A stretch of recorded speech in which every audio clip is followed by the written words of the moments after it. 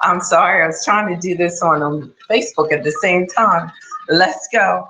So hopefully some of you are following me on Facebook, because this is the first time that I'm simulcasting between YouTube and Facebook, and it's all about you. And I apologize for looking over there when we got started. Here we go. I'm JB Bryan, President and Chief Investment Officer at JB Bryan Financial Group, a registered investment advisory firm and the home of AfroEconomics. Thanks for hanging out with me today. There's some of you who are actually doing Hangout on Google, and that's what made me start saying, like years ago, Hangout. When Hangout started doing this, I was like, I should do this.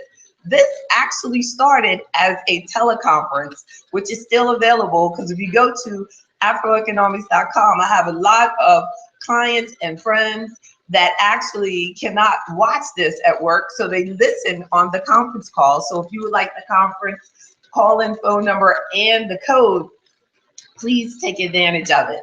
And I want to do a shout out to my friend in New Jersey, Astrid. Thank you for joining the team and being all about AfroEconomics. I appreciate it, and it was great to talk to you.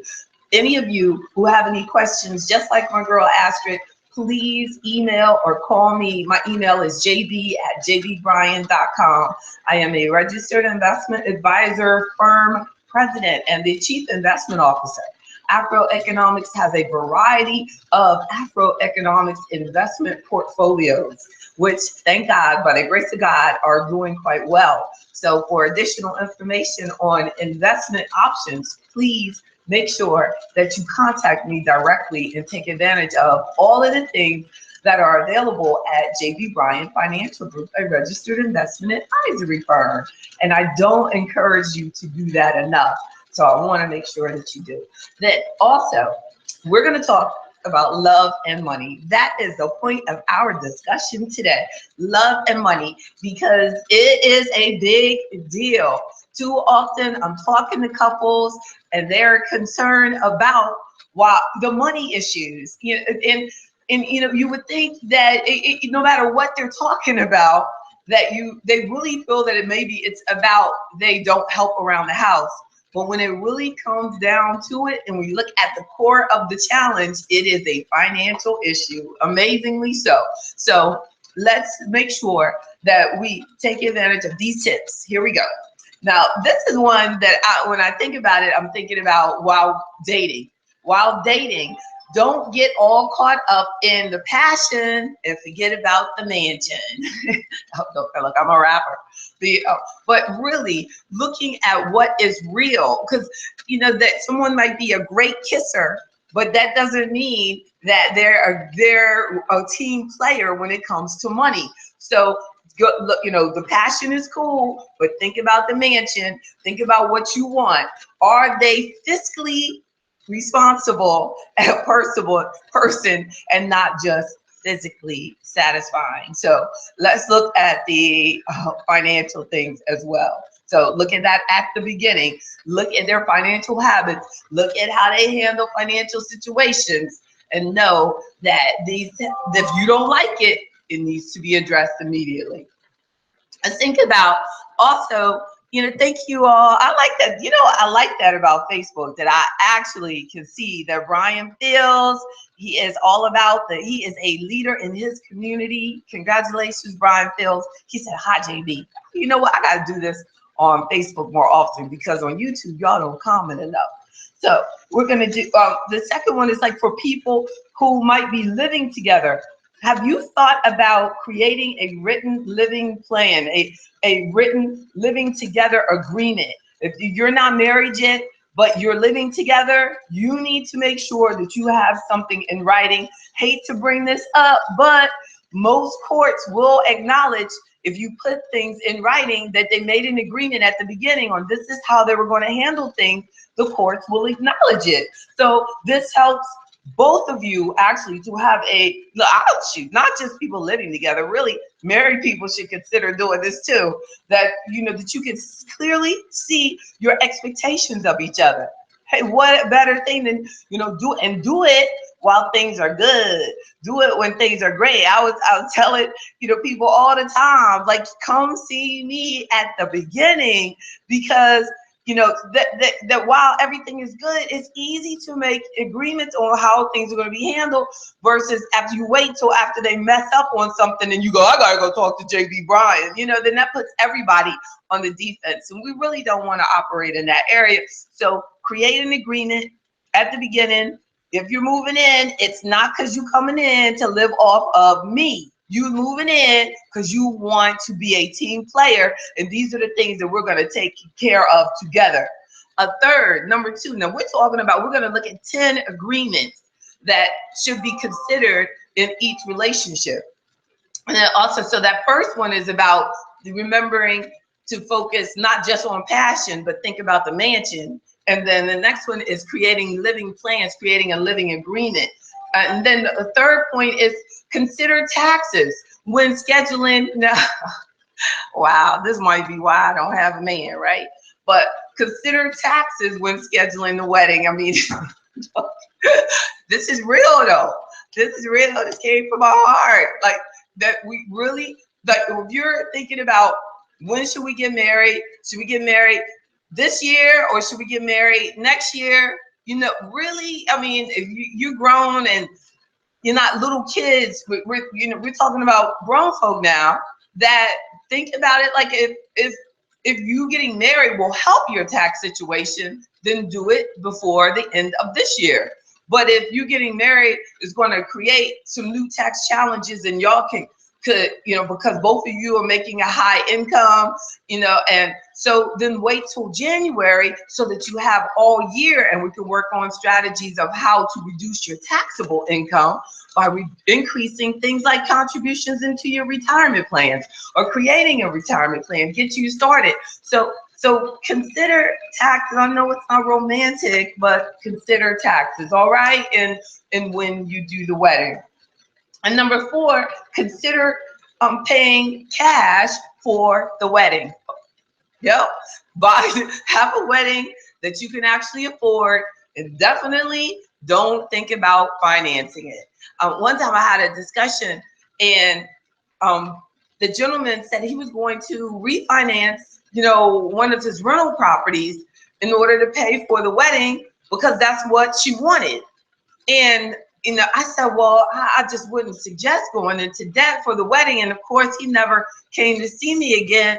But at least I sleep in peace knowing that I gave him valid information, because here it is. He's probably still dealing with paying that, that debt off, when it was, really unnecessary.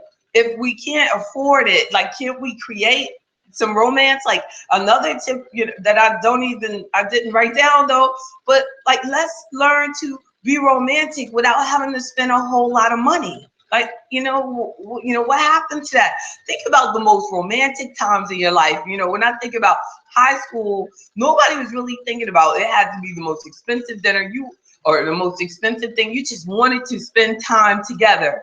Like, what can we do, to really bring that back into, our lives as adults? Wow, I don't know. That's a different session. That's for the relationship expert. But it definitely will save you money if you get in a relationship with somebody who is like-minded. I know one thing. I like being in relationships with someone who I can just sit on the porch. I'm a country girl, but that I can sit on the porch and just talk to forever, ever, ever, ever. And we can just sit out there and wave at people as they go by, and it don't cost us nothing. And go in and have a lemon and make some lemonade and eat and cook some food in the kitchen. That's priceless, so to me. But so when it comes to creating the wedding of your dream, make sure that it's a wedding that is in your reality also, not going into debt for it, right? So a fifth point is to establish a plan for bill paying that according to who is best. That's what I'm writing. I'm like, what did I write here? They establish a plan for bill paying according to who is best at paying bills. Who is the best at doing those things? Like, I personally have a whole lot to do.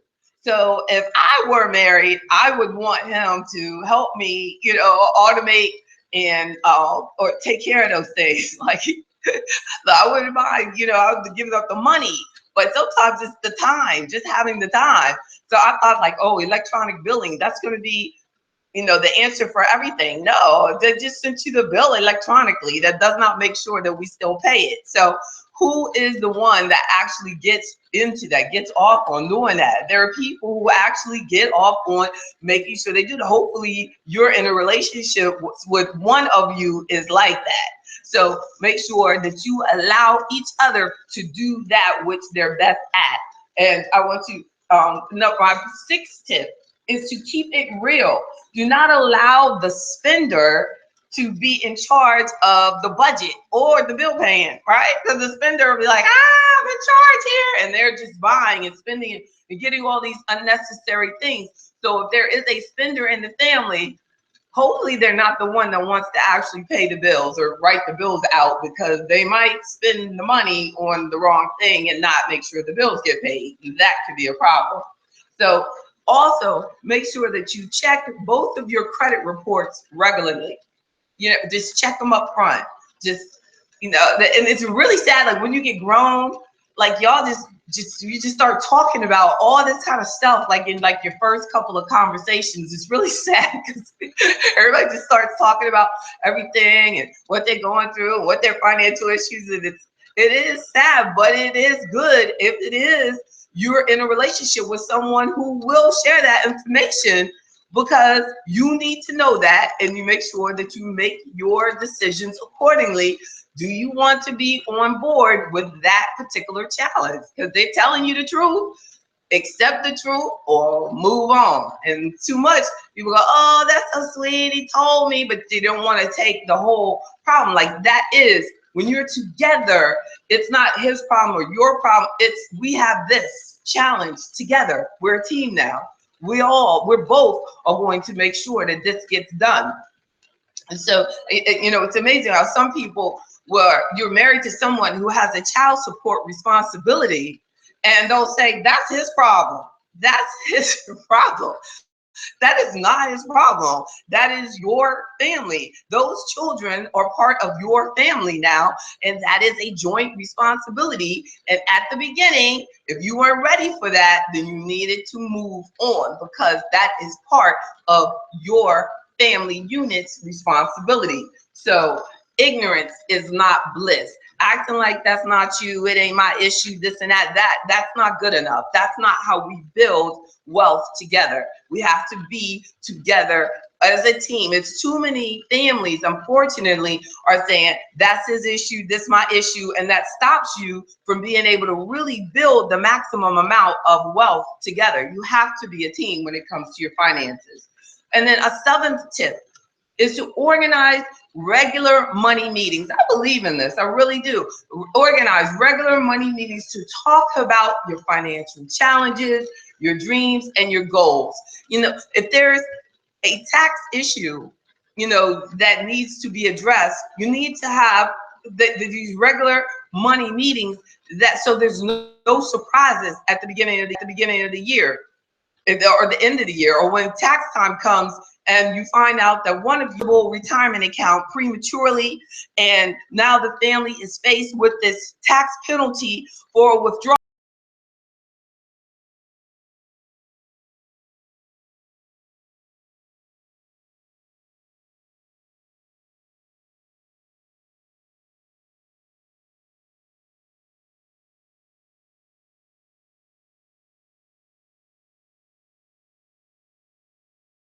We're involved in these.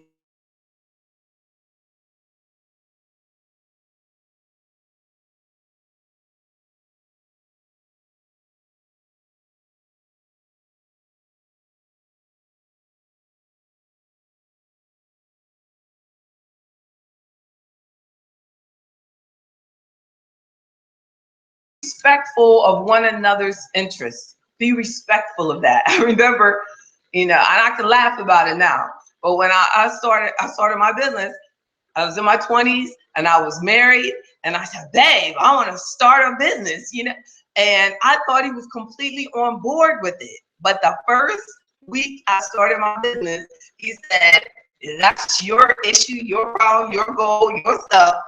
No, you go, you leave, you get out. No, I don't want no parts of it. And by the grace of God, here I am more than 20 years later, still in business. But that was devastating. I'm talking about week number 1. So that definitely would mean that we had not fully communicated what my goals were, what my financial goals were. He thought I was completely out of my mind trying to start a business. So make sure that I probably could have been more respectful of, realizing that this was a scary situation for him and he really didn't understand, entrepreneurship or, whatever. It just wasn't good. But whatever, hindsight is 2020, but don't let that happen to you. Each of you talk it through. Make sure that, if you said, I want to go back to school and I want to quit my job, make sure that you include your spouse in that. Don't get mad at them and say they're not being supportive, because I want to go back to school. That, that they don't have the same priority as you have. So make sure that you both talk it through. Maybe you can meet some sort of compromise where it's like, oh, okay, well, I don't think that you should stop, but you can take some classes. But too often people just stop. And then the whole family is affected by a financial situation of the other. Now in mine, it was just me and him. We didn't have any children. And I was doing the same thing that I was doing. So we really wouldn't have had a huge financial adjustment, but it still would have been different. It still would have changed. I still would have been working more hours. I would work a lot, and I enjoy the freedom of being single. I'm sure that if I were married, my work habits would be different, but it is what it is. And I love my current situation. But if you are in love, you should address money issues together. You cannot carry yourself like a single person when you're in a relationship. And then there's so many people that are remarrying. Like, talk about your financial commitments that you have to your children in your prior marriage. Now, like, I want to take care of my kids and I want to do this and that. Like, whatever your situation is, say it to them. Say that my children are very important to me and I still want to help my ex-spouse with this and this and that, if that's what you want to do. And if you are in a situation financially where the previous family is pulling from your current family financially, make sure that you are not bitter about it, because you knew this at the beginning. And the bitterness does not help. That does not help your family that you're in build wealth. Good comes from good. So they're helping. Be encouraging about it. I remember when I married my daughter's father, he was married before. And I did everything I could, and his children are still my friends today. And I think of them as my family. They are my family. But you have to create that. And even though we didn't work out, I still have a beautiful daughter from that. And we still have, his children before that have embraced me and my, and their sister. What a blessing that is. But I had to make a commitment that that's what I wanted. And his wife before me is, to me, a friend of mine, a friend of our family. When we see each other, we embrace. She's a beautiful mother to her children. She was beautiful. Things happen. And she has never held against me what their relationship not working. And you know what I mean? And that's the way it should be, so that we can continue to build together, so that we can move forward together. So definitely make sure that you fully communicate what your commitment is to your family, previous families, and things like that, so that your money, and Arlene Waller said, that's called selfishness. Yeah, some people are selfish, but you're not going to be, because that's not part of AfroEconomics. We are peaceful people. So let's talk about the 10th. So the 9th one was dealing with remarriage and talking with your financial commitments, talking about your commitment to your children. your ex-spouse, being respectful to your ex in order to create a happy new family, definitely. So then finally, Afroeconomics can help your family achieve all of this. Afroeconomics has 10 key principles that will work in partnership and even adds more, because a financially strong family unit with love and money, a big part of it is the 10th principle of Afroeconomics, your health and your wealth. And we're going to talk a lot about, I'm bringing in some health experts in January, and we're going to really talk about why it's important to create a healthy family and protect your money through being able to work longer and being a healthier person. So that, you know, with principle 1, bringing that into your relationship about legacy and the importance. Like I said, if you're marrying and they've been previously married, they still have a legacy with the previous family. So let's make sure that we know that Afroeconomics is about legacy, no matter how it came about, that we are still all family through whatever God brought our way. So your principle of having a legacy and a commitment to that, to your family, having a commitment in your relationship to be financially independent. The second principle of Afroeconomics, being organized and planning. Remember, I talked about having a living plan for your family and agreeing on that. And then a fourth principle, being knowledgeable. Learning about these tax strategies that I talked about, learning about your investment options together, learning about each other's risk tolerance. On my website, I have a risk calculator that you can do, and then you will do your risk score. Let your spouse do their risk score. You might find out that one of you is really conservative and the other one is very growth oriented. So, you know, seeing where you are financially, increasing your knowledge on life insurance and how important that is to your family. Knowing lifestyle can affect that. You may marry someone who has so many health issues that they cannot get, or you can't afford insurance for them. And so be careful when you accumulate debt together, or you're accumulating debt together and you're not the beneficiary on their insurance yet. Making so if something happens to them, their money may go to a person who does not have any debt with that person. Very key. Oh my goodness. So definitely in Afroeconomics, principle 2, bring that into your principle 4, bring that into your relationship of increasing your knowledge about all of the investments, all about the insurances, and allowing me to assist you, I hope. Principle 5, having integrity, looking at the soul of your money, doing right by each other, having commitment to each other, realizing your responsibility that you have to each other. And the 6th principle is doing those reviews that we talked about, like actually doing a family financial meeting. That's part of your review process. That's principle 6.